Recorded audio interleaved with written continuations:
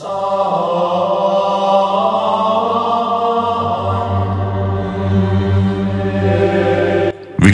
ಮಾನವನ ಜೀವನದಲ್ಲಿ ಕೆಲವು ಪ್ರಶ್ನೆಗಳು ಕೊನೆ ಉಸಿರು ಇರುವವರೆಗೂ ಹಿಂಬಾಲಿಸ್ತಾನೆ ಇರ್ತವೆ. ಅವುಗಳಲ್ಲಿ ಅತ್ಯಂತ ಮುಖ್ಯವಾದಂತಹ ಪ್ರಶ್ನೆ, ಮನುಷ್ಯ ಯಾಕೆ ಹುಡ್ತಾನೆ, ಯಾಕೆ ಸತ್ತು ಹೋಗ್ತಾನೆ, ಈ ಜನನ ಮರಣಗಳ ಚಕ್ರ ಯಾವಾಗ ನಿಲ್ಲುತ್ತೆ, ಈ ಚಕ್ರ ಅಂದ್ರೆ ಏನು, ಯಾಕೆ ಇದು ತಿರುಗ್ತಾನೆ ಇರುತ್ತೆ, ಈ ಎಲ್ಲಾ ಪ್ರಶ್ನೆಗಳಿಗೆ ಸ್ಪಷ್ಟವಾದಂತಹ ಉತ್ತರವನ್ನು ಕೊಡುವಂತ ಜೀವನದ ಸತ್ಯವನ್ನ ನೀವು ಈಗ ತಿಳಿದುಕೊಳ್ಳಲಿದ್ದೀರಿ. ವೀಕ್ಷಕರೇ, ಒಂದ್ ಕಾಲದಲ್ಲಿ ಪರ್ವತಗಳ ಮಧ್ಯೆ ಒಂದು ಪ್ರಶಾಂತವಾದಂತ ಆಶ್ರಮ ಇತ್ತು. ಅಲ್ಲಿ ಒಬ್ಬ ಮಹಾತ್ಮ ತನ್ನ ಜೀವನವನ್ನ ಧ್ಯಾನ ಮತ್ತು ತಪಸ್ಸಿಗೆ ಅರ್ಪಿಸಿ ಬದುಕ್ತಾ ಇದ್ದ. ಒಂದ್ ದಿವಸ ಬೆಳಗ್ಗೆ ಆಶ್ರಮಕ್ಕೆ ಒಬ್ಬ ಯುವಕ ಬರ್ತಾನೆ. ಅವನ ಕಣ್ಣಲ್ಲಿ ಅನ್ವೇಷಣೆ ಮತ್ತು ಮನಸ್ಸಲ್ಲಿ ಚಿಂತೆ ಕಾಡ್ತಿತ್ತು. ಆ ಗುರುಗಳ ಬಳಿಗೆ ಬಂದು ವಿನಯದಿಂದ ನಮಸ್ಕರಿಸಿ ಈ ರೀತಿ ಹೇಳ್ತಾನೆ, ಗುರುದೇವ, ಒಂದು ಪ್ರಶ್ನೆ ಅನೇಕ ವರ್ಷಗಳಿಂದ ನನ್ನನ್ನ ಕಾಡ್ತಾ ಇದೆ. ಮಾನವ ಯಾಕೆ ಹುಡ್ತಾನೆ, ಯಾಕೆ ಸತ್ತು ಹೋಗ್ತಾನೆ, ಈ ಜೀವನ ಚಕ್ರ ಯಾಕೆ ತಿರುಗ್ತಾನೆ ಇರುತ್ತೆ, ಇದನ್ನ ನಿಲ್ಸುವಂತ ಮಾರ್ಗ ಏನು ಅಂತ ಕೇಳ್ತಾನೆ. ಆಗ ಗುರುಗಳು ಮುಗುಳ್ನಗುತ್ತಾ ಅವನನ್ನ ನೋಡಿ ಈ ರೀತಿ ಹೇಳ್ತಾರೆ, ಶಿಷ್ಯ, ಇದು ಕೇವಲ ನಿನಗೆ ಮಾತ್ರ ಅಲ್ಲ, ಈ ಭೂಮಿಯಲ್ಲಿ ಹುಟ್ಟಂತ ಪ್ರತಿಯೊಂದು ಜೀವಿಗೂ ಇರುವಂತ ಶಾಶ್ವತವಾದಂತ ಪ್ರಶ್ನೆ ಇದೇನೆ. ಈ ಒಂದು ಪ್ರಶ್ನೆಗೆ ಉತ್ತರವನ್ನ ತಿಳಿದುಕೊಳ್ಬೇಕು ಅಂದ್ರೆ ನಮ್ಮ ಜೀವನ ಯಾಕಿದೆ, ಅದರ ನಿಜವಾದಂತ ಗುರಿ ಏನು ಅಂತ ಅರಿಯುವುದು. ಇದನ್ನ ತಿಳಿದುಕೊಂಡವನು ಜನನ ಮರಣಗಳ ಬಂಧನದಿಂದ ಮುಕ್ತನಾಗ್ತಾನೆ. ಆತ್ಮಕ್ಕೆ ಮತ್ತೆ ಮತ್ತೆ ಹುಟ್ಟಬೇಕಾದಂತ ಅವಶ್ಯಕತೆ ಇರೋದಿಲ್ಲ. ಮೊದಲು ನೀನು ಒಂದು ವಿಷಯವನ್ನ ಸರಿಯಾಗಿ ಅರ್ಥ ಮಾಡ್ಕೋ. ಒಬ್ಬ ಮನುಷ್ಯ ಹುಟ್ಟುತ್ತಾನೆ ಅನ್ನೋದು ದೈವ ಶಿಕ್ಷೆ ಅಲ್ಲ ಅಂತ ತಿಳಿಬೇಕು. ಅದನ್ನ ಶಾಪ ಅಂತ ಭಾವಿಸಬಾರದು. ಯಾಕೆಂದ್ರೆ ಇದು ಯಾರು ಕೂಡ ನಮ್ಮ ಮೇಲೆ ಬಲವಂತವಾಗಿ ಹೇರದಂತ ನಿರ್ಧಾರ ಅಲ್ಲ. ಒಬ್ಬ ಮನುಷ್ಯ ಈ ಲೋಕದಲ್ಲಿ ಹುಟ್ಟುತ್ತಾನೆ ಅಂದ್ರೆ ಅದರ ಅರ್ಥ ಅವನ ಆತ್ಮಕ್ಕೆ ಇನ್ನೂ ಕೂಡ ಇಲ್ಲಿ ಏನೋ ಕೆಲಸ ಬಾಕಿ ಇದೆ ಅಂತ ಅರ್ಥ. ಅಂದ್ರೆ ನಮ್ಮ ಆತ್ಮಕ್ಕೆ ಇನ್ನೂ ಅನುಭವಿಸಬೇಕಾದಂತ ಫಲಿತಾಂಶಗಳು ಉಳಿದಿವೆ ಅನ್ನೋದು ಇದರ ಅರ್ಥ. ಅವು ತೀರುವವರೆಗೂ ಆತ್ಮ ಮತ್ತೆ ಮತ್ತೆ ಜನ್ಮವನ್ನ ಪಡಿತಾನೆ ಇರುತ್ತೆ ಅಂತ ಗುರುಗಳು ಹೇಳ್ತಾರೆ. ಇದನ್ನ ಕೇಳಿದಂತ ಆ ಯುವಕ ಗುರುವಿನ ಬಳಿ, ಮನುಷ್ಯ ತನ್ನ ಇಷ್ಟದಿಂದಲೇ ಹುಡ್ತಾನ ಗುರುದೇವ ಅಂತ ಕೇಳ್ತಾನೆ. ಆಗ ಗುರುಗಳು, ಅದು ಇಷ್ಟದಿಂದಲ್ಲ, ಅಗತ್ಯದಿಂದ ಹುಡ್ತಾನೆ. ಅದು ಆತ್ಮಕ್ಕೆ ಒಂದು ಅಗತ್ಯ ಮಾತ್ರ. ಏಕೆಂದ್ರೆ ಹಿಂದಿನ ಜನ್ಮಗಳಲ್ಲಿ ನಾವು ಮಾಡಿದಂತ ಕರ್ಮಗಳು, ಅವು ಒಳ್ಳೆದಿರ್ಲಿ ಅಥವಾ ಕೆಟ್ಟದಿರ್ಲಿ, ಅದಕ್ಕೆ ನೀಡಬೇಕಾದಂತ ಫಲಿತಾಂಶ, ಕೊಡ್ಬೇಕಾದಂತ ಜವಾಬ್ದಾರಿ ಪ್ರಕೃತಿಗೆ ಇರುತ್ತೆ. ಆ ಒಂದು ಫಲಗಳು ತೀರ್ಬೇಕಾದ್ರೆ ನಾವು ಮತ್ತೆ ಈ ಭೌತಿಕ ಲೋಕಕ್ಕೆ ಬರಲೇಬೇಕಾಗುತ್ತೆ. ಅದಕ್ಕೆ ನಮ್ಗೆ ಈ ಜನ್ಮ ಸಿಗುತ್ತೆ. ಒಂದು ಬೀಜ ನೆಲದಲ್ಲಿ ಬಿದ್ದ ತಕ್ಷಣ ಮೊಳಕೆ ಹೊಡೆಯೋದಿಲ್ಲ. ಅದಕ್ಕೆ ತಕ್ಕ ಸಮಯ ಮತ್ತು ತಕ್ಕ ಪರಿಸ್ಥಿತಿಗಳು ಬಂದಾಗ ಮಾತ್ರ ಅದು ಮೊಳಕೆ ಹೊಡೆಯುತ್ತೆ. ಅದೇ ರೀತಿ ನಾವು ಈ ಜನ್ಮದಲ್ಲಿ ಮಾಡಿದಂತ ಕೆಲವು ಕರ್ಮಗಳಿಗೆ ಫಲ ತಕ್ಷಣನೇ ಬರ್ಬೋದು. ಆದ್ರೆ ಕೆಲವು ಕರ್ಮಗಳ ಫಲ ಈ ಜನ್ಮದಲ್ಲಿ ಬಾರದೆ ಅವುಗಳನ್ನ ಅನುಭವಿಸೋದಕ್ಕೆ ಮತ್ತೊಂದು ಜನ್ಮ ಬೇಕಾಗಬಹುದು. ಏಕೆಂದ್ರೆ ನಾವು ಮಾಡಿದಂತ ಪ್ರತಿಯೊಂದು ಕರ್ಮಕ್ಕೂ ತಪ್ಪದೆ ಫಲಿತಾಂಶ ಇದ್ದೇ ಇರುತ್ತೆ. ಆದ್ರೆ ಅದು ಯಾವಾಗ ಹೇಗ್ ಬರುತ್ತೆ ಅನ್ನೋದು ನಮ್ಗೆ ಗೊತ್ತಿರೋದಿಲ್ಲ. ಅದು ಸಂಪೂರ್ಣವಾಗಿ ಕಾಲ ಮತ್ತು ದೈವದ ನಿರ್ಧಾರಕ್ಕೆ ಅವಲಂಬಿತವಾಗಿರುತ್ತೆ. ಇದಕ್ಕೆ ಒಂದು ಸ್ಪಷ್ಟವಾದಂತ ಉದಾಹರಣೆನ ಕೊಡ್ತೀನಿ, ಕೇಳು. ಒಬ್ಬ ಮನುಷ್ಯ ತನ್ನ ಹಿಂದಿನ ಜನ್ಮದಲ್ಲಿ ತನ್ನ ಆಧಿಪತ್ಯವನ್ನ, ಅಹಂಕಾರವನ್ನ ತೋರಿಸ್ತಾ ಇತರರನ್ನ ಕೀಳಾಗಿ ನೋಡ್ತಿದ್ದ. ತನಗಿಂತ ಚಿಕ್ಕ ಸ್ಥಾನದಲ್ಲಿ ಇರೋರನ್ನ ಅವಮಾನಿಸ್ತಿದ್ದ. ಅವರ ಗೌರವವನ್ನ ತಗ್ಗಿಸ್ತಾ ಇದ್ದ. ಅವನ ಕೆಟ್ಟ ಭಾವನೆಗಳು ಅವನ ಆತ್ಮದಲ್ಲಿ ಇನ್ನೂ ಉಳಿದಿದ್ವು. ಅವುಗಳಿಗೆ ತಕ್ಕ ಪರಿಹಾರ ಆಗಿರ್ಲಿಲ್ಲ. ಹಾಗಾಗಿ ಅವನು ಈ ಜನ್ಮದಲ್ಲಿ ಮತ್ತೆ ಹುಟ್ಟಿದ್ದ. ಆದ್ರೆ ಈ ಒಂದು ಜನ್ಮದಲ್ಲಿ ಒಳ್ಳೆ ವರ್ತನೆ ಹೊಂದಿದಂತ ಮನುಷ್ಯನಾಗಿ, ಒಳ್ಳೆಯ ಗುಣಗಳು ಇದ್ದಂತೆ ಜೀವಿಯಾಗಿನೇ ಹುಟ್ಟಿದ್ದ. ಆದ್ರೆ ಈ ಜನ್ಮದಲ್ಲಿ ಎಷ್ಟೇ ಪ್ರಯತ್ನ ಮಾಡಿದ್ರೂ ಕೂಡ ಯಾರು ಅವನನ್ನ ಗೌರವಿಸೋದಿಲ್ಲ, ಅವನ ಮಾತಿಗೆ ಬೆಲೆ ಇರೋದಿಲ್ಲ. ಆಗ ಅವನಿಗೆ ಆ ಒಂದು ನೋವಿನ ಅನುಭವ ಆಗುತ್ತೆ. ಯಾಕೆ ನನ್ನ ಜೀವನದಲ್ಲಿ ಇಂಥ ಪರಿಸ್ಥಿತಿ ಎಂಬ ಪ್ರಶ್ನೆ ಮೂಡುತ್ತೆ. ಆದ್ರೆ ಇದು ಶಾಪ ಅಲ್ಲ. ಆತ ತನ್ನ ಹಿಂದಿನ ಜನ್ಮದಲ್ಲಿ ಸೃಷ್ಟಿ ಮಾಡದಂತ ಅಹಂಕಾರ, ಹಿರಿಮೆ, ಇತರರನ್ನ ಕೀಳಾಗಿ ನೋಡೋದು ಮತ್ತೆ ಮುಂತಾದ ಕೃತ್ಯಗಳನ್ನ ಮಾಡಿದ್ದ. ಈಗ ತಾನು ಅದನ್ನು ಅನುಭವಿಸಿ ಬೇರೆಯವರನ್ನ ಗೌರವಿಸ್ತಾ ಇರೋದು ಎಷ್ಟು ನೋವನ್ನು ಉಂಟು ಮಾಡುತ್ತೆ ಎಂಬುದನ್ನ ಅರ್ಥ ಮಾಡ್ಕೊಳ್ಳೋದಕ್ಕೆ ಬಂದಂತ ಅವಕಾಶನೇ ಈ ಒಂದು ಜನ್ಮ. ಕರ್ಮದ ಫಲವನ್ನ ತೀರಿಸೋದಕ್ಕೆ ಪ್ರಕೃತಿ ಮಾಡಿರುವಂತ ಒಂದು ವ್ಯವಸ್ಥೆ. ಇಲ್ಲಿ ನಾವು ಒಂದು ವಿಷಯವನ್ನ ಅರ್ಥ ಮಾಡ್ಕೊಳ್ಬೇಕು. ಈ ಒಂದು ಜನ್ಮ ನಮ್ಮ ಸ್ವಇಚ್ಛೆಯಿಂದ ಬಂದಿದ್ದಲ್ಲ. ಇದು ನಮ್ಮ ಆತ್ಮ ಬೆಳವಣಿಗೆಗಾಗಿ, ನಮ್ಮ ಕರ್ಮಗಳ ತೀರ್ಪಿಗಾಗಿ ಪ್ರಕೃತಿ ಕೊಟ್ಟಿರುವಂತ ಅವಕಾಶ. ಜೀವನ ಅನ್ನೋದು ಶಿಕ್ಷೆ ಅಲ್ಲ, ಅದು ನಮ್ಮನ್ನ ತರಬೇತಿ ಕೊಡುವಂತ ಒಬ್ಬ ಮಹಾನ್ ಗುರು. ನಾವು ಎದುರಿಸಬೇಕಿರುವಂತ ಪ್ರತಿಯೊಂದು ಅನುಭವ, ಪ್ರತಿಯೊಂದು ಪರಿಸ್ಥಿತಿ ಕೂಡ ಆತ್ಮವನ್ನ ಶುದ್ಧಗೊಳಿಸಿ ಮತ್ತೆ ಕರ್ಮಗಳ ನಿವಾರಣೆಗೆ ದಾರಿಯನ್ನ ಮಾಡಿಕೊಡುತ್ತೆ. ಹೀಗಾಗಿ ಪ್ರಕೃತಿ ನಮ್ಗೆ ಮತ್ತೆ ಮತ್ತೆ ಜನ್ಮವನ್ನ ಕೊಡುತ್ತೆ ಅಂತ ಗುರುಗಳು ಹೇಳ್ತಾರೆ. ಆಗ ಆ ಯುವಕ, ಅಂದ್ರೆ ಪ್ರತಿಯೊಬ್ಬರು ತಮ್ಮ ಹಿಂದಿನ ಜನ್ಮದಲ್ಲಿ ಮಾಡದಂತ ಯಾವುದೋ ಕೃತ್ಯದ ಫಲವಾಗಿ ಈ ಒಂದು ಜನ್ಮವನ್ನ ಪಡೆಯುತ್ತಾರ ಗುರುಗಳೇ ಅಂತ ಕೇಳ್ತಾನೆ.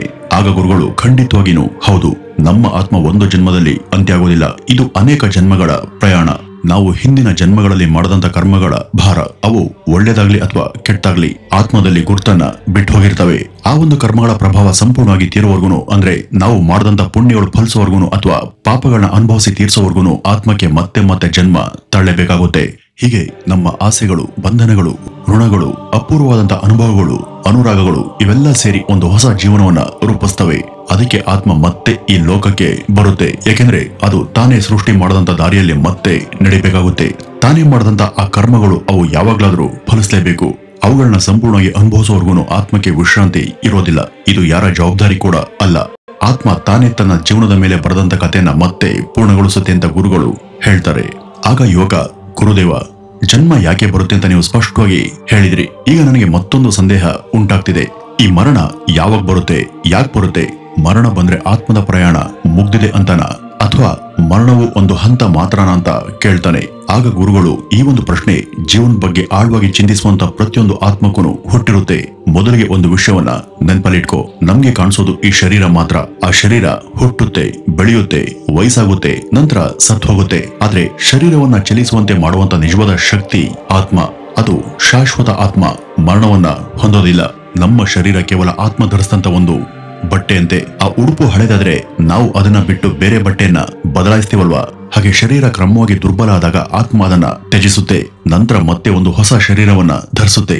ಆ ಒಂದು ಬದಲಾವಣೆಯನ್ನೇ ನಾವು ಮರಣ ಅಂತ ಕರಿತೀವಿ. ಆದ್ರೆ ನಿಜವಾಗ್ಲೂ ಮರಣ ಅಂದ್ರೆ ಅದು ಅಂತ್ಯ ಮಾತ್ರ ಅಲ್ಲ, ಅದೊಂದು ಹೊಸ ಆರಂಭ. ಒಬ್ಬ ವಿದ್ಯಾರ್ಥಿ ಶಾಲೆಯಲ್ಲಿ 1 ವರ್ಷ ಓದಿ ಪರೀಕ್ಷೆಗಳನ್ನ ಬರೆದು ಮುಗಿಸಿದ ನಂತರ ಅವನು ಪಾಸ್ ಆಗ್ತಾನೆ. ಹಾಗಂತ ಅವನ ಸಂಪೂರ್ಣ ಓದು ಮುಗ್ದಿದೆ ಅಂತ ಅರ್ಥನ? ಇಲ್ಲ ಅಲ್ವಾ? ಅವನು ಮತ್ತೆ ಮುಂದಿನ ತರಗತಿಗೆ ಹೋಗ್ತಾನೆ. ಮರಣ ಕೂಡ ಅದೇ ರೀತಿ. ಒಂದು ಪಾಠಶಾಲೆಯ ಮುಕ್ತಾಯ ಆದ ನಂತರ ಅದು ಮುಂದಿನ ತರಗತಿಗೆ ಪ್ರವೇಶ ಮಾಡೋದಕ್ಕೆ ಸಿದ್ಧ ಆಗುತ್ತೆ. ಅಂದ್ರೆ ಮುಂದಿನ ಜನ್ಮಕ್ಕೆ ಅದು ಸಿದ್ಧ ಆಗುತ್ತೆ ಅಂತ ಹೇಳ್ತಾರೆ. ಆಗ ಆ ಯುವಕ, ಗುರುದೇವ, ಮರಣದ ನಂತರ ಏನ್ ಸಂಭವಿಸುತ್ತೆ? ಆತ್ಮ ತಕ್ಷಣವೇ ಇನ್ನೊಂದು ಜನ್ಮಕ್ಕೆ ಹೋಗುತ್ತಾ? ಅಲ್ಲಿ ಆಗ ಏನ್ ನಡೆಯುತ್ತೆ ಅಂತ ಕೇಳ್ತಾನೆ. ಆಗ ಗುರುಗಳು, ಬಹಳ ಒಳ್ಳೆ ಪ್ರಶ್ನೆ ಕೇಳಿದ್ದೀಯಾ. ಆತ್ಮ ಶರೀರವನ್ನ ಬಿಟ್ಟು ಹೊರಟ ನಂತರ ಆತ್ಮ ತಕ್ಷಣ ಆಕಾಶಕ್ಕೆ ಏರೋದಿಲ್ಲ ಅಥವಾ ಬೇಗನೆ ಮತ್ತೊಂದು ಜನ್ಮಕ್ಕೆ ಪ್ರವೇಶ ಮಾಡೋದಿಲ್ಲ. ಆ ಒಂದು ಸಮಯದಲ್ಲಿ ಪ್ರಕೃತಿ, ದೈವಿಕ ಶಕ್ತಿಗಳು ಆತ್ಮಕ್ಕೆ ಒಂದು ಮಧ್ಯಂತರ ಹಂತವನ್ನ ಸೃಷ್ಟಿ ಮಾಡ್ತವೆ. ಅದೇ ಸ್ವರ್ಗ ಮತ್ತು ನರಕದ ಅನುಭವಗಳು. ಅಂದ್ರೆ ನಾವು ಈ ಜನ್ಮದಲ್ಲಿ ಮಾಡದಂತ ಜೀವನದ ಸಂಪೂರ್ಣ ಚಿತ್ರಣವನ್ನ ಪ್ರಕೃತಿ ನಮ್ಗೆ ಎದುರಾಗಿ ಇಟ್ಟಿದೆ. ನಾವು ಮಾಡದಂತ ಪ್ರತಿಯೊಂದು ಒಳ್ಳೆ ಕೆಲಸ ಕೂಡ ನಮ್ಗೆ ಒಂದು ಸಂತೋಷದ ಅನುಭವವನ್ನ ಕೊಡುತ್ತೆ. ಅದೇ ಸ್ವರ್ಗದ ಅನುಭವ. ನಾವು ಮಾಡದಂತ ಪ್ರತಿಯೊಂದು ಕೆಟ್ಟ ಕೆಲಸ ನಮ್ಗೆ ನೋವನ್ನ ಉಂಟು ಮಾಡ್ತಿರುತ್ತೆ. ಅದೇ ನರಕದ ಅನುಭವ. ಇವು ಕೆಲವು ನಿಮಿಷಗಳಾಗಬಹುದು ಅಥವಾ 10 ವರ್ಷಗಳಿಗೂ ಸಮಾನವಾಗಬಹುದು. ಅದು ಅವರವರ ಆತ್ಮ ಮಾಡದಂತ ಕರ್ಮಗಳ ಫಲಗಳ ಮೇಲೆ ನಿರ್ಧರಿತವಾಗುತ್ತೆ. ಈ ಒಂದು ಅನುಭವಗಳ ನಂತರ ಮಾತ್ರ ಪ್ರಕೃತಿ ಒಂದು ತೀರ್ಪನ್ನ ಕೊಡುತ್ತೆ. ಆತ್ಮಕ್ಕೆ ಯಾವ ಪಾಪ ಪೂರ್ಣ ಆಗಿದೆ, ಯಾವ ಪುಣ್ಯ ಇನ್ನೂ ಕೂಡ ಉಳಿದಿದೆ, ಯಾವ ಆಸೆ ಇನ್ನೂ ಕೂಡ ಇದೆ, ಯಾವ ಋಣವನ್ನ ಇನ್ನೂ ಕೂಡ ತೀರಿಸಬೇಕಾಗಿದೆ ಎಂಬುದನ್ನು ಆಧರಿಸಿ ನಮ್ಮ ಮುಂದಿನ ಜನ್ಮ ಎಲ್ಲಾಗಬೇಕು, ಯಾರ ಮನೆಯಲ್ಲಿ ಹುಟ್ಟಬೇಕು, ಯಾವ ಪರಿಸ್ಥಿತಿಯಲ್ಲಿ ಬದುಕಬೇಕು ಅಂತ ನಿರ್ಧರಿಸಲಾಗುತ್ತೆ. ಆ ಒಂದು ನಿರ್ಧಾರದ ಪ್ರಕಾರ ಆತ್ಮ ತನ್ನ ಹೊಸ ಶರೀರವನ್ನ ಧರಿಸುತ್ತೆ. ಅದೇ ನಮ್ಮ ಜನ್ಮ, ಅದೇ ನಮ್ಮ ಮುಂದಿನ ಜೀವನ ಅಂತ ಗುರುಗಳು ಹೇಳ್ತಾರೆ. ಆಗ ಆ ಯುವಕ, ಮರಣದಿಂದ ಎಲ್ಲವೂ ಕೂಡ ಮುಗಿಯುತ್ತೆ ಎಂಬ ಕಲ್ಪನೆ ತಪ್ಪ ಗುರುದೇವ ಅಂತ ಕೇಳ್ತಾನೆ. ಆಗ ಗುರುಗಳು, ಖಂಡಿತವಾಗಿಯೂ ತಪ್ಪು. ಏಕೆಂದ್ರೆ ಪ್ರತಿಯೊಂದು ಜನ್ಮದಲ್ಲೂ ನಾವು ಕೆಲವು ಪಾಠಗಳನ್ನ ಪೂರ್ಣಗೊಳಿಸ್ತೀವಿ. ಆದ್ರೆ ಕೆಲವು ಪಾಠಗಳು ಇನ್ನೂ ಕೂಡ ಉಳಿದಿರ್ತವೆ. ಕೆಲ ಹೊಸ ಕರ್ಮಗಳನ್ನ ಮಾಡ್ತೀವಿ, ಅವು ತೀರದೆ ಉಳಿತವೆ. ಅದಕ್ಕೇನೆ ಮರಣ ಅಂದ್ರೆ ಜೀವನ ಯಾತ್ರೆಯಲ್ಲಿ ಒಂದು ಚಿಕ್ಕ ವಿರಾಮ ಮಾತ್ರ. ಪ್ರಯಾಣ ಇನ್ನೂ ಕೂಡ ಮುಂದುವರಿಯುತ್ತೆ. ಆತ್ಮ ಒಂದು ಹಂತವನ್ನು ಮುಗಿಸಿ ಮುಂದಿನ ಹಂತಕ್ಕೆ ಕಾಲಿಡುತ್ತೆ. ಒಂದು ಶಾಲೆಯನ್ನ ಮುಗಿಸಿ ಮತ್ತೊಂದು ಶಾಲೆಗೆ ಸೇರುವ ಹಾಗೆ ಅಂತ ಗುರುಗಳು ಹೇಳ್ತಾರೆ. ಆಗ ಆ ಯುವಕ, ಗುರುದೇವ, ಮರಣ ಅನ್ನುವಂತ ಮಾತೆ ಭಯ ಹುಟ್ಟಿಸುತ್ತೆ. ನಾವೇ ಸಾಯ್ತೀವ ಅಥವಾ ನಮ್ಮ ಹತ್ತಿರದವರು ಸಾಯ್ತಾರ ಎಂಬ ಭಯ ಕಾಡುತ್ತೆ. ಈ ಒಂದು ಭಯ ನಿಜವಾಗಿಯೂ ಸಹಜನ ಅಂತ ಕೇಳ್ತಾನೆ. ಆಗ ಗುರುಗಳು, ಈ ಭಯ ಸಹಜನೆ, ಆದ್ರೆ ಮರಣವನ್ನ ಒಂದು ಅಂತಿಮ ಗಮ್ಯಸ್ಥಾನ ಅಂತ ಭಾವಿಸ್ತವ್ರಿಗೆ ಮಾತ್ರ ಆ ಭಯ ಬರುತ್ತೆ. ಆದ್ರೆ ಅದನ್ನ ಒಂದು ಹಂತವಾಗಿ, ಒಂದು ಬದಲಾವಣೆಯಾಗಿ, ಒಂದು ಶಾಲೆ ಮುಗಿದು ಇನ್ನೊಂದು ಶಾಲೆಗೆ ಹೋಗುವಂತೆ ನೋಡಿದ್ರೆ ಮರಣ ಎಂಬುದಕ್ಕೆ ಭಯ ಇರೋದಿಲ್ಲ. ಉದಾಹರಣೆಗೆ, ಮಗು ಒಂದು ವಿದ್ಯಾಭ್ಯಾಸಕ್ಕೆ ಮೊದಲ ಬಾರಿಗೆ ಮನೆಯಿಂದ ಹಾಸ್ಟೆಲ್ಗೆ ಹೋಗ್ತಿದೆ ಅಂತ ಊಹೆ ಮಾಡ್ಕೊಳ್ಳಿ. ಆಗ ಅವನಿಗೆ ಸ್ವಲ್ಪ ಭಯ ಇರುತ್ತೆ. ಹೊಸ ಜಾಗ, ಹೊಸ ಜನರ ಜೊತೆ ಇರಬೇಕು ಎಂಬ ಆಲೋಚನೆಯಿಂದ ಒಂದು ಅಸಹಜವಾದಂತ ಭಾವನೆ, ಅಜ್ಞಾತವಾದಂತ ಅಸೌಕರ್ಯ ಉಂಟಾಗುತ್ತೆ. ಅದು ಸ್ವಲ್ಪ ಮಟ್ಟಿಗೆ ಸಹಜನೆ. ಆದ್ರೆ ತಾನು ಯಾಕಾಗಿ ಹೋಗ್ತಿದ್ದೀನಿ, ತನ್ನ ಮುಂದಿನ ಭವಿಷ್ಯಕ್ಕಾಗಿನೇ ಅಲ್ವಾ ಅಂತ ತಿಳಿದ್ರೆ ಆ ಒಂದು ಭಯ ನಿಧಾನವಾಗಿ ಕಡಿಮೆ ಆಗುತ್ತೆ. ಅದೇ ರೀತಿ ಮರಣ ಅಂದ್ರೆ ಒಂದು ಆತ್ಮ ತನ್ನ ನಿಜವಾದಂತ ಸತ್ಯವನ್ನ, ತನ್ನ ನಿಜವಾದಂತ ಸ್ವರೂಪವನ್ನ ಅರಿಯೋದಕ್ಕೆ ಇಡುವಂತ ಮತ್ತೊಂದು ಹೆಜ್ಜೆ. ಇದು ಒಂದು ಅಂತ್ಯ ಅಲ್ಲ, ಇದು ಒಂದು ಆರಂಭ. ಈ ಒಂದು ಸತ್ಯವನ್ನ ನಾವು ನಿಜವಾಗಿಯೂ ಅರ್ಥ ಮಾಡ್ಕೊಂಡ್ರೆ ಮರಣದ ಬಗ್ಗೆ ಇರುವಂತ ಭಯ ನಿಧಾನವಾಗಿ ಕಡಿಮೆ ಆಗುತ್ತೆ ಅಂತ ಗುರುಗಳು ಆ ಯುವಕನಿಗೆ ಹೇಳಿದ್ರು. ಆಗ ಆ ಯುವಕ, ಗುರುದೇವ, ನಮ್ಗೆ ಜನ್ಮ ಬರುತ್ತೆ ಮತ್ತೆ ಮರಣ ಕೂಡ ಬರುತ್ತೆ. ಈ ರೀತಿ ತಿರುಗ್ತಾನೆ ಇರುವಂತ ಆ ಒಂದು ಚಕ್ರ ಯಾವಾಗ ನಿಲ್ಲುತ್ತೆ ಅಂತ ಕೇಳ್ತಾರೆ. ಆಗ ಗುರುಗಳು, ಈಗ ನೀನು ನಿಜವಾದ ಪ್ರಶ್ನೆಯನ್ನ ಕೇಳಿದ್ಯಾ. ಜನನ ಮತ್ತು ಮರಣದ ಚಕ್ರ ಯಾಕೆ ನಿಲ್ಲಲ್ಲ ಅನ್ನೋದನ್ನ ತಿಳಿದುಕೊಳ್ಳಬಲ್ಲವರೇ ಮೋಕ್ಷ ಮಾರ್ಗದಲ್ಲಿ ಹೆಜ್ಜೆಯನ್ನ ಇಡ್ತಾರೆ. ಈ ಒಂದು ಚಕ್ರ ತಿರುಗ್ತಲೇ ಇರೋದು ನಮ್ಮ ಆಸೆಗಳ ಕಾರಣದಿಂದ. ಹುಟ್ಟಿದ ತಕ್ಷಣ ನಾವು ಕೆಲವು ವಿಷಯಗಳಿಗೆ ಆಕರ್ಷಿತರಾಗ್ತೀವಿ. ಅವು ಹಣ, ಪ್ರೀತಿ, ಮಾನ್ಯತೆ, ಬಂಧನಗಳು, ಈ ರೀತಿ ಇತ್ಯಾದಿ. ಇವುಗಳ ಮೇಲೆ ನಮ್ಮ ಆಸಕ್ತಿ, ಆಕಾಂಕ್ಷೆ, ಅಧಿಪತ್ಯ, ಬಯಕೆ ಹೆಚ್ಚಾಗ್ತಾನೆ ಹೋಗುತ್ತೆ. ನಮ್ಮ ಮನಸ್ಸು ಈ ಲೋಕದ ಕಲ್ಪನೆಗಳಿಗೆ ಸೀಮಿತವಾಗಿ ಅವುಗಳಿಗೆ ದಾಸರಾಗ್ಬಿಡ್ತೇವೆ. ನಿಜವಾದ ಸಮಸ್ಯೆ ಅದೇ. ಅದು ನಿಜವಾದ ಅರಿವಿನ ಕೊರತೆ. ಆ ಒಂದು ಅರಿವಿನ ಕೊರತೆ 3 ಮುಖ್ಯವಾದಂತ ದೊಡ್ಡ ಮಾಯೆಗಳ ಮೇಲೆ ಆಧಾರವಾಗಿದೆ. ಮೊದಲನೇದು, ನಾವು ಇನ್ನೂ ಕೂಡ ನಮ್ಮನ್ನ ಶರೀರ ಅಂತ ಭಾವಿಸ್ತೀವಿ. ಎರಡನೇದು, ಈ ಕ್ಷಯಿಸುವಂತ ಲೋಕನೇ ನಿಜ ಅಂತ ನಂಬೋದು. ಇನ್ನು ಮೂರನೇದು, ಆ ಬಂಧನಗಳೇ ಶಾಶ್ವತ ಅಂತ ಭಾವಿಸೋದು. ಈ ತಪ್ಪು ನಂಬಿಕೆಗಳ ಕಾರಣದಿಂದನೇ ನಾವು ಮತ್ತೆ ಮತ್ತೆ ಜನನ ಮರಣಗಳ ಚಕ್ರದಲ್ಲಿ ಸಿಲುಕ್ತೀವಿ. ನಿನ್ಗೆ ಇನ್ನೂ ಕೂಡ ಸ್ಪಷ್ಟವಾಗಿ ಹೇಳ್ತೀನಿ ಕೇಳು. ಒಂದು ಚಿಕ್ಕ ಮಗು ಆಟಿಕೆಗಳ ಜೊತೆ ಆಟದಲ್ಲಿ ಮುಳುಗಿ ಹೋಗಿರುತ್ತೆ. ತಾಯಿ ಕರೆದ್ರೂ ಕೂಡ ಆ ಮಗು ಗಮನ ಕೊಡೋದಿಲ್ಲ.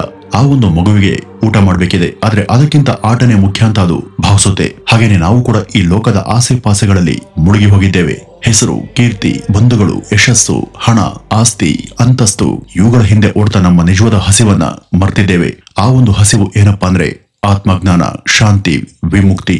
ನಿಜವಾಗಿಯೂ ನಮ್ಮ ಆತ್ಮಕ್ಕೆ ಬೇಕಾಗಿರೋದು ಹಣ, ಅಂತಸ್ತು, ಯಶಸ್ಸು, ಕೀರ್ತಿ ಅಲ್ಲ. ಅದಕ್ಕೆ ಬೇಕಿರೋದು ಶಾಂತಿ, ವಿಮುಕ್ತಿ, ಜ್ಞಾನ. ಅವು ನಮ್ಮಲ್ಲಿವೆ, ಆದ್ರೆ ನಾವು ಅವುಗಳ ಕಡೆಗೆ ತಿರುಗಿ ನೋಡ್ತಿಲ್ಲ. ಅದಕ್ಕೇನೆ ಈ ಜನನ ಮರಣಗಳ ಚಕ್ರ ನಿಲ್ತಿಲ್ಲ ಅಂತ ಗುರುಗಳು ಹೇಳ್ತಾರೆ. ಆಗ ಈ ಯುವಕ, ಗುರುದೇವ, ಈ ಚಕ್ರ ನಿಲ್ಲೋದಕ್ಕೆ ನಾವು ಏನ್ ಮಾಡ್ಬೇಕು ಅಂತ ಕೇಳ್ತಾನೆ. ಆಗ ಗುರುಗಳು, ಇದು ನಿಲ್ಲೋದಕ್ಕೆ ನಾವು ಮೋಕ್ಷ ಮಾರ್ಗಕ್ಕೆ ಹೆಜ್ಜೆಯನ್ನ ಇಡಬೇಕು. ಇದನ್ನ ಹೊರಗೆ ಯಾರು ತೋರ್ಸೋದಿಲ್ಲ. ನಮ್ಮೊಳಗೆ ನಾವು ಹುಡುಕ್ಬೇಕಾದಂತ ದಾರಿ ಇದು. ಇಲ್ಲಿವರೆಗೂ ನಾವು ಬಾಹ್ಯ ಜಗತ್ತಿನ ಕಿರಣಗಳಲ್ಲಿ ಅಡಕೊಂಡು ಬದುಕ್ತಾ ಇದೀವಿ. ಈಗ ನಮ್ಮ ದೃಷ್ಟಿಯನ್ನ ಒಳಗೆ ತಿರುಗಿಸ್ಬೇಕು, ಆತ್ಮ ಬೋಧನೆಯನ್ನ ಪಡಿಬೇಕು. ಈ ಒಂದು ಮಾರ್ಗವು ಸಾಧನೆ, ಧ್ಯಾನ, ಸತ್ಯಾನ್ವೇಷಣೆಗಳಿಂದ ಆರಂಭ ಆಗುತ್ತೆ. ಮೊದಲನೇದಾಗಿ ಈ ದೇಹ ನಂದಲ್ಲ ಅಥವಾ ಈ ದೇಹ ನಾನಲ್ಲ ಎಂಬ ಸ್ಪಷ್ಟತೆ ಬರಬೇಕು. ಈ ಸಂಬಂಧ ಮತ್ತು ಬಂಧನಗಳು ತಾತ್ಕಾಲಿಕ ಎಂಬುದನ್ನ ಗ್ರಹಿಸಬೇಕು. ನಾನು ಮಾಡದಂತ ಕೆಲಸಕ್ಕೆ ಫಲಿತಾಂಶ ಬರಬೇಕು ಎಂಬ ಆಸೆ ಬಿಡಬೇಕು. ಮತ್ತೆ ನಮ್ಮೊಳಗೆ ಇರುವಂತಹ ಶಾಶ್ವತ ಆನಂದವನ್ನ ಹುಡುಕೋದಿಕ್ಕೆ ಶುರು ಮಾಡಬೇಕು. ಇದು ಸುಲಭ ಅಲ್ಲ, ಆದ್ರೆ ಅಸಾಧ್ಯನೂ ಕೂಡ ಅಲ್ಲ. ಇದು ಒಂದೇ ದಿನದಲ್ಲಿ ನಡೆಯೋದಿಲ್ಲ. ಆದ್ರೆ ನಿತ್ಯ ಸಾಧನೆ, ಆಳುವಾದಂತ ಆತ್ಮ ವಿಚಾರಣೆ, ಮನಸ್ಸಿನ ಶುದ್ಧತೆಯಿಂದ ಇದು ಖಂಡಿತ ಸಾಧ್ಯ ಆಗುತ್ತೆ. ಇದು ಹೊರಗಡೆ ಸಿಗುವಂತ ಮಾರ್ಗ ಅಲ್ಲ, ನಮ್ಮೊಳಗಿಂದನೇ ಶುರುವಾಗುತ್ತೆ. ಈ ಒಂದು ದಾರಿನೇ ಮೋಕ್ಷಕ್ಕೆ ಕರೆದೊಯ್ಯುವಂತ ಮಾರ್ಗ. ಆ ಮೋಕ್ಷ ದೊರೆತಾಗ ಜನನ ಮರಣಗಳ ಚಕ್ರ ನಿಲ್ಲುತ್ತೆ. ಈ ಮನುಷ್ಯ ಜನನ ಮರಣಗಳ ಚಕ್ರದಲ್ಲಿ ಯಾಕೆ ಸಿಕ್ಕಾಕೊಂಡಿದ್ದೇನೆ ಅನ್ನೋದು ಇದರಿಂದ ಅರ್ಥ ಆಗುತ್ತೆ. ತನ್ನ ನಿಜವಾದ ಸತ್ಯವನ್ನ ಮರೆತು ಶರೀರನೇ ನಿಜ ಅಂತ ಭಾವಿಸಿರೋದ್ರಿಂದ, ಕೋರಿಕೆಗಳು, ಅಹಂಕಾರಗಳು, ಬಂಧನೆಗಳ ಮಾಯೆಯಲ್ಲಿ ಸಿಕ್ಕಾಕೊಂಡಿರೋದ್ರಿಂದ, ಈ ಲೋಕ ಜೀವನವನ್ನೇ ಶಾಶ್ವತ ಅಂತ ಭಾವಿಸಿ ಮನಸ್ಸು ಅದಕ್ಕೆ ದಾಸನಾಗಿರುವಂತ ಕಾರಣದಿಂದ ಆತ್ಮ ತನ್ನ ನಿಜವಾದ ಗಮ್ಯತೆ ಕಡೆಗೆ ಹೋಗದೆ ಮತ್ತೆ ಮತ್ತೆ ಈ ಲೋಕಕ್ಕೆ ಬರುತ್ತೆ. ಇದು ಜನನ ಮರಣಗಳ ಚಕ್ರ. ಮೋಕ್ಷವನ್ನ ಬಯಸ್ತಾ ಇದ್ರೆ ಬದಲಾಯಿಸಬೇಕಾದದ್ದು ಶರೀರವನ್ನಲ್ಲ, ನಮ್ಮ ಮನಸ್ಸನ್ನ, ಹೊರಗಿನ ಪರಿಸ್ಥಿತಿಗಳನ್ನಲ್ಲ. ಮನುಷ್ಯ ಮೋಕ್ಷವನ್ನ ಪಡೆಯೋದಕ್ಕೆ ನಿಜವಾದ ದಾರಿ ಇದೆ. ನಾನು ಈ ದೇಹವಲ್ಲ ಅಂತ ಅರ್ಥ ಮಾಡ್ಕೊಳ್ಬೇಕು. ಬಂಧನಗಳ ಮೇಲೆ ಇರುವಂತ ಆಸೆಯನ್ನ ಬಿಡಬೇಕು. ಕರ್ಮ ಫಲಗಳ ಕುರಿತು ಅರ್ಥಕೊಳ್ಬೇಕು. ಆತ್ಮ ಸ್ವರೂಪದ ಮೇಲೆ ಮನ್ಸಿಡಬೇಕು. ಈ ಒಂದು ಮಾರ್ಗ ಆತ್ಮ ಬೋಧನೆಯಿಂದ ಶುರುವಾಗುತ್ತೆ. ಅದನ್ನ ಸಾಧನೆ, ಧ್ಯಾನ, ಉಪದೇಶಗಳಿಂದ ಗಳಿಸಬಹುದು. ಇದು ಒಂದು ದಿವಸದಲ್ಲಿ ಬದಲಾಗುವಂತ ಮಾರ್ಗ ಅಲ್ಲ, ಆದ್ರೆ ಇದು ಖಂಡಿತ ಸಾಧ್ಯವಾದಂತ ಮಾರ್ಗ.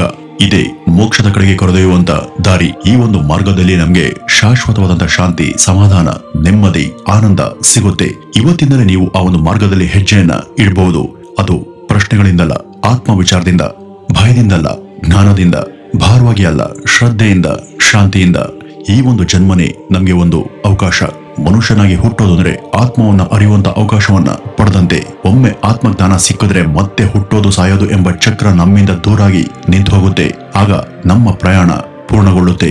ಅದೇ ಮೋಕ್ಷ, ಅದೇ ಪರಮಾರ್ಥ, ಅದೇ ನಿಜವಾದ ಸ್ವಾತಂತ್ರ್ಯ. ವೀಕ್ಷಕರೇ, ನಿಮ್ಮ ಆತ್ಮಯಾತ್ರೆ ಜ್ಞಾನ ಮಾರ್ಗದಲ್ಲಿ ಶಾಂತಿಮಯವಾಗಿ, ಸುಖಮಯವಾಗಿ ಸಾಗ್ಲಿ ಅಂತ ಈ ಒಂದು ವಿಡಿಯೋದ ಮೂಲಕ ನಿಮ್ಗೆಲ್ರಿಗೂ ಹಾರೈಸ್ತಾ ಈ ಒಂದು ವಿಡಿಯೋವನ್ನ ಇಲ್ಲಿಗೆ ಮುಗಿಸೋಣ. ನಮಸ್ಕಾರ.